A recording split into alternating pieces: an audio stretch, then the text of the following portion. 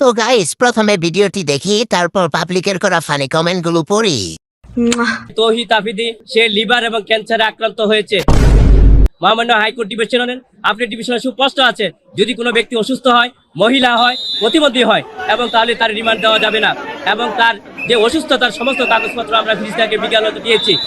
क्या ये क्या बक रहे हो मादरचोद? तो चलिए शुरू करते हैं। টাকা কম খাইছে, বেশি খেলে এইডস রোগ বলে দিত। ক্যান্সার ভালো হওয়ার জন্য থেরাপি দরকার, তাই প্রথমে 5 দিন দিয়েছে।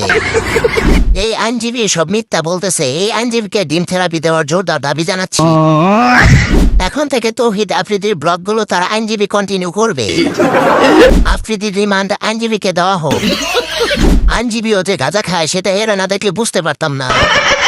টাকা থাকলে ক্যান্সারের সার্টিফিকেট পাওয়া যায়। ঠিক বলেছো।